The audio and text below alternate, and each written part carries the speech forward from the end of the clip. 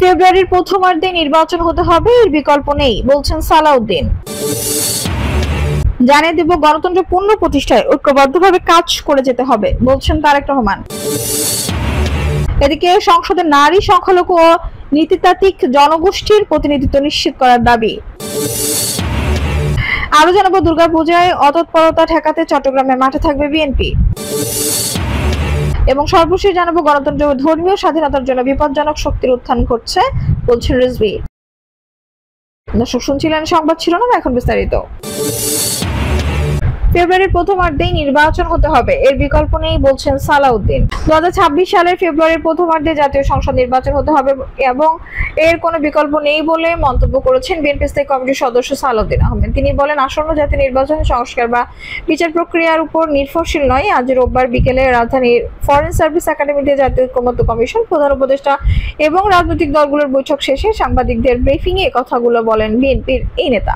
জুলাই জাতীয় সনদে স্বাক্ষরের জন্য বিএনপি মধ্যেই 2 জন প্রতিনিধির নাম পাঠিয়েছে বলে জানান সালাউদ্দিন আহমেদ। তিনি বলেন, আমরা সনদে স্বাক্ষরের জন্য প্রস্তুত, তবে কিছু কারেকশন ও পর্যবেক্ষণ আছে, সেগুলো জানানো হবে জুলাই সনদ বাস্তবায়নের ক্ষেত্রে, যাতে ভবিষ্যতে কোনো প্রশ্ন না ওঠে। সেই জন্য প্রধান উপদেষ্টা সুপ্রিম কোর্টের আপিল বিভাগের মতামত নিতে পারেন বলে সালাউদ্দিন আহমেদ প্রস্তাব দিয়েছেন। পাশাপাশি ছোট ছোট বৈঠকের মাধ্যমে রাজনৈতিক দলগুলোর সঙ্গে আলোচনায় বসে সনদ বাস্তবায়নের পথ আরও সুসংগত করার আহ্বান জানান তিনি। জুলাই সনদকে একটি ঐতিহাসিক ও জাতীয় গুরুত্বপূর্ণ দলিল আখ্যা দিয়ে সালাউদ্দিন বলেন, এটি এমনভাবে বাস্তবায়ন করতে হবে যাতে ভবিষ্যতে কোনো আদালতে প্রশ্নবিদ্ধ না হয়। নির্বাচন প্রসঙ্গে বিএনপির স্থায়ী কমিটির সদস্য বলেন, এটি কোনোভাবেই শর্তাধীন নয়, সংস্কার চলবে, বিচার প্রক্রিয়া চলবে, তবে নির্বাচন নির্ধারিত সময়ে হতে হবে। ঐক্যমত্য কমিশনের বিএনপির প্রধান প্রতিনিধি সালাউদ্দিন আহমেদ বলেন, নির্বাচনে অনিশ্চয়তা তৈরি হলে তা শুধু জাতীয় নিরাপত্তাই নয়, আঞ্চলিক নিরাপত্তার জন্য হুমকি হয়ে দাঁড়াতে পারে। তিনি বলেন, প্রধান উপদেষ্টা পরিষদ এবং জাতির দৃঢ় সংকল্প হলো একটি সুষ্ঠু, অবাধ ও নিরপেক্ষ নির্বাচন আয়োজন করা। ফেব্রুয়ারির এই নির্বাচন বিশ্বের জন্য একটি দৃষ্টান্ত হবে। গণতন্ত্র পূর্ণ প্রতিষ্ঠায় ঐক্যবদ্ধভাবে কাজ করে যেতে হবে বলছেন তারেক রহমান। বিএনপির ভারপ্রাপ্ত চেয়ারম্যান তারেক রহমান বলেছেন, গত বছরের জুলাই মাসে ছাত্র জনতার নজিরবিহীন গণ অভ্যুত্থানে 5 আগস্ট ইতিহাসের এক ভয়ঙ্কর স্বৈরশাসনের পতন ঘটেছে।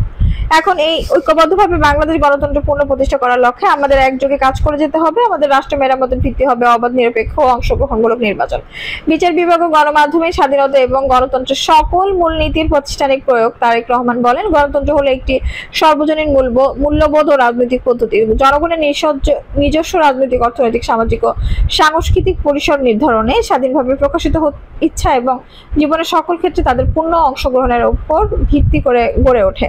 তিনি বলেন, শহীদ প্রেসিডেন্ট জিয়া রহমান বহুদলীয় গণতন্ত্র পুনরুদ্ধার করেছিলেন একদলীয় বাকশালের আগ্রাসী থাবা থেকে।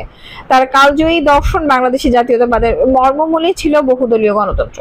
আর প্রকৃত গণতন্ত্রের ভিত্তি হচ্ছে মানবিক মর্যাদা, ব্যক্তি ও বাক স্বাধীনতা এবং সামাজিক ন্যায় বিচার ও সাম্য। দেশনেত্রী বেগম খালেদা জিয়া অগ্রগামী করেছিলেন শহীদ জিয়ার চিন্তা ও দর্শনকে, আর এই জন্য তাকে সহ্য করতে হয়েছে বিভিন্ন সময়ের স্বৈরতন্ত্র, হিংস্র আক্রমণ। তারেক রহমান বলেন, বাংলাদেশের স্বাধীনতার পর থেকে বারবার স্বৈরতন্ত্র হানা দিয়েছে। রাজনৈতিক দল ও সংবাদপত্র নিষিদ্ধ করা, মত প্রকাশের স্বাধীনতাকে অপরাধ হিসেবে বিবেচনা করা, ভুয়া ভোটার দিয়ে নির্বাচন করা, গণতান্ত্রিক প্রতিষ্ঠানগুলোকে ধ্বংস করা ইত্যাদি অনাচার করা হয়েছে। রাষ্ট্রশক্তিকে হাতের মুঠোয় নিয়ে একটি ভীতিকর ও কর্তৃত্ববাদী পরিবেশ গড়ে তোলা হয়েছিল, ক্ষমতাকে চিরস্থায়ীভাবে ধরে রাখার স্বপ্নে বিভোর হয়ে। গত 1.5 দশক আওয়ামী লীগ ফ্যাসিবাদের আত্মপ্রকাশে গণতন্ত্র ছিল অবরুদ্ধ, বন্দী রাখা হয়েছিল সারা জাতিকে। গণতন্ত্রের নীতিমালা প্রচার ও সমুন্নত রাখার যে কোনো প্রচেষ্টাকে পতিত আওয়ামী লীগ সরকার নির্দয়ভাবে প্রতিহত করেছে। তিনি বলেন, এবারের আন্তর্জাতিক গণতন্ত্র দিবসের মূল প্রতিপাদ্য অ্যাচিভিং জেন্ডার ইকুয়ালিটি অ্যাকশন বা অ্যাকশন, অর্থাৎ পদক্ষেপের পর পদক্ষেপ গ্রহণ করে লিঙ্গ সমতা অর্জন করতে হবে। গণতন্ত্র নারী, পুরুষ বা অন্য যে কোনো লিঙ্গের মানুষ লিঙ্গ নির্বিশেষে সকলের সমান সুযোগ ও মর্যাদা লাভ করে। এটি একটি মূল মানবাধিকার। গণতান্ত্রিক রাষ্ট্র সমাজে কেউ বঞ্চনার শিকার হলে জোরালো প্রতিবাদের পরিবেশ থাকে। সে কারণে নারী, পুরুষ বা অন্য যে কোনো লিঙ্গের ভেদরেখা তীব্র হতে পারে না এবং ক্রমান্বয়ে সমাধানাধিকার নিশ্চিত হওয়ার পথে অগ্রসর হয়। সংসদে নারী সংখ্যালঘু ও নেতৃত্বাধিক জনগোষ্ঠীর প্রতিনিধিত্ব নিশ্চিত করার দাবি। দেশকে দ্রুত গণতান্ত্রিক ধারায় আনতে হবে মানুষের প্রত্যাশা। আগামী সংসদ নির্বাচন হবে সুষ্ঠু, ভোটারদের অংশগ্রহণে মুখর। গ্রহণযোগ্য নির্বাচনের স্বার্থে বিশেষায়িত কালো টাকার ব্যবহার বন্ধ করতে হবে। জাতীয় সংসদে নারী, ধর্মীয় সংখ্যালঘু ও নেতৃত্বাধিক জনগোষ্ঠীর প্রতিনিধিত্ব নিশ্চিত করার জন্য মধ্য দিয়ে নির্বাচনকে অন্তর্ভুক্তি ও অংশগ্রহণমূলক করতে হবে। নওগাঁ সহ সমতলের আদিবাসীদের জন্য জাতীয় সংসদে আলাদা আসন রাখা যেতে পারে। জেলা পর্যায়ে সংলাপ, অন্তর্ভুক্তিমূলক ও সুষ্ঠু জাতীয় নির্বাচন নিশ্চিতকরণে নাগরিক সমাজের প্রত্যাশা শীর্ষক গোলটেবিল বৈঠকে এসব কথা উঠে আসে। আজ রোববার সকালে নওগাঁ শহরের বইপট্টি এলাকায় একটি রেস্তোরাঁ ও কমিউনিটি সেন্টারের মিলনায়তনে এই গোলটেবিল বৈঠক হয়। ইউরোপীয় ইউনিয়ন সহায়তায় অ্যাকশন এইড বাংলাদেশের সুশীল প্রকল্পের অধীন বরেন্দ্র উন্নয়ন সংস্থা এই অনুষ্ঠানের আয়োজন করে। গোলটেবিলে বৈঠকের প্রচার সহযোগী হিসেবে রয়েছে প্রথম আলো। গোলটেবিলের বৈঠকে নওগাঁ জেলা বিএনপি সাধারণ সম্পাদক মামুনুর রহমান বলেন, বিএনপি নির্বাচনমুখী দল, যে দেশকে গণতান্ত্রিক ধারায় ফিরিয়ে আনার প্রথম ধাপ হচ্ছে নির্বাচন। ছোট বড় সব দলের অংশগ্রহণে গ্রহণযোগ্য নির্বাচন মানুষের প্রত্যাশা। আগামীতে যে নির্বাচন হতে যাচ্ছে সেটি যেন উৎসব মুখর পরিবেশ এবং সুষ্ঠু হয় সেটি নিশ্চিত করতে হবে। এমন একটি নির্বাচন ব্যবস্থা নিশ্চিত করতে হবে যেখানে প্রশাসন স্বাভাবিকভাবে কাজ করবে, ভোট কেন্দ্রে কোনো সহিংস ঘটনা ঘটবে না এবং ভোটারদের কোনো প্রকার ভয়ভীতি দেখানো হবে না। জাতীয় সংসদ নির্বাচনে নারী প্রার্থীর বিষয়ে মামুনুর রহমান বলেন, অনেকে বলেছেন নারীদের জন্য সংরক্ষিত আসন নয়, সরকারি নির্বাচনের ব্যবস্থা করতে হবে। আমি মনে করি আলোচনা সাপেক্ষ বাস্তবতা বিবেচনায় নিয়ে এই বিষয়ে সিদ্ধান্ত গ্রহণ করতে হবে। নারীদের জন্য সরাসরি নির্বাচনের ব্যবস্থা করলে দেশের জন্য মঙ্গলজনক হলে সেটি বাস্তবায়ন করার ক্ষেত্রে যেতেই পারে। সুষ্ঠু নির্বাচন নিশ্চিত করার লক্ষ্যে প্রশাসন, আইন শৃঙ্খলা রক্ষাকারী বাহিনী ও গণমাধ্যমকে নিরপেক্ষ ভূমিকা রাখতে হবে বলে উল্লেখ করেন জামায়াত ইসলামীর নওগাঁ জেলা শাখার সেক্রেটারি আসমা আবু সায়েম। তিনি বলেন, দেশে একটা প্রবণতা হলো যে দলের ক্ষমতায় যাওয়ার সম্ভাবনা আছে প্রশাসন ও গণমাধ্যম সেদিকে হেলে যায়। যারা ক্ষমতায় আসতে পারে প্রশাসন ও আইন শৃঙ্খলা রক্ষাকারী বাহিনী ওই দলের প্রতি পক্ষপাতমূলক আচরণ করে এবং গণমাধ্যমও তাদেরই ফোকাস করে বেশি। এটি হওয়া ঠিক নয়। পাশাপাশি নির্বাচনে যাতে কালো টাকা ও পেশি শক্তির ব্যবহার বন্ধ হয় সে বিষয়ও নিশ্চিত করতে হবে।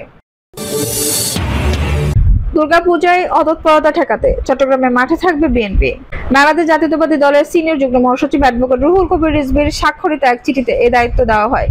একই আদেশে চট্টগ্রাম সহ প্রত্যেক বিভাগে সাংগঠনিক সম্পাদককে বিভাগীয় সমন্বয়ক হিসেবে দায়িত্ব দেওয়া হয়েছে।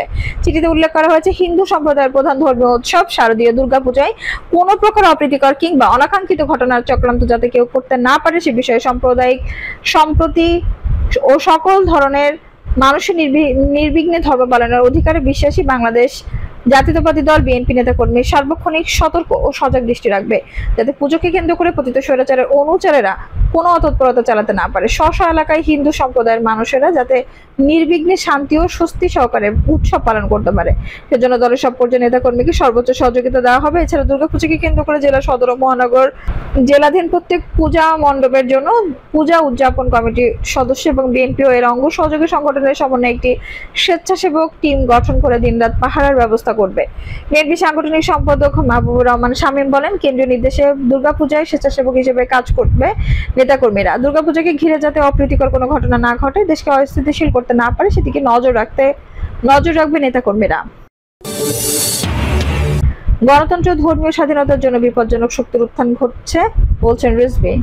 গণতন্ত্র ধর্মীয় স্বাধীনতার জন্য বিপজ্জনক শক্তির উত্থান ঘটছে বলে মন্তব্য করেছেন বিএনপি সিনিয়র যুগ্ম মহাসচিব অ্যাডভোকেট রুহুল কবির রিজভী। তিনি বলেছেন যে শক্তিগুলোর উত্থান আমরা দেখেছি সেটা দেশের গণতন্ত্রের জন্য বিপজ্জনক, গণতন্ত্র চর্চার জন্য বিপজ্জনক এবং মানুষের যে ধর্মীয় চেতনা সেটার জন্য বিপজ্জনক। রাজধানীর diploma engineers associations of Bangladesh আয়োজিত বিএনপি চেয়ারপারসন খালেদা জিয়ার শারীরিক অসুস্থতা এবং ভারপ্রাপ্ত চেয়ারম্যান তারেক রহমানের 18তম কারামুক্তি দিবস উপলক্ষে অনুষ্ঠিত আলোচনা ও দোয়া মাহফিল তিনি মন্তব্য করেন। রিজভী বলেন, রাষ্ট্র এবং বিশ্ববিদ্যালয় কর্তৃপক্ষের আতাতের জাতীয়তাবাদী শক্তিকে মূল্যের কোনো গভীর নীল নকশা তৈরি হচ্ছে কিনা এটা আজ মানুষের ভাবনার বিষয় হয়ে দাঁড়িয়েছে। তিনি বলেন, ডাকসু এবং জাকসু নির্বাচনে ব্যালট পেপার ছাপানো হয়েছে একটি ব্যক্তি মালিকানাধীন প্রতিষ্ঠান থেকে, যার মালিকের সঙ্গে একটি বিশেষ রাজনৈতিক দলের ঘনিষ্ঠ সম্পর্ক। দেশের 16টি বিশ্ববিদ্যালয়ে জামায়াত ইসলামীর সমর্থিত ভাইস চ্যালেঞ্জার রয়েছে উল্লেখ করে রিজভী বলেন, এর ফল আমরা বিশ্ববিদ্যালয় নির্বাচনগুলোতে দেখতে পেয়েছি। একটি ছাত্র সংগঠনকে জয়ী করার জন্য যদি কোনো ইঞ্জিনিয়ারিং হয় তাহলে কিন্তু ধরা পড়বে। ছাত্র রাজনীতি একটি উৎসবের মতো মন্তব্য করে তিনি বলেন, সেই উৎসবে সাবেক শিক্ষার্থীরা যায়, ছাত্র প্রতিনিধিরা যায়।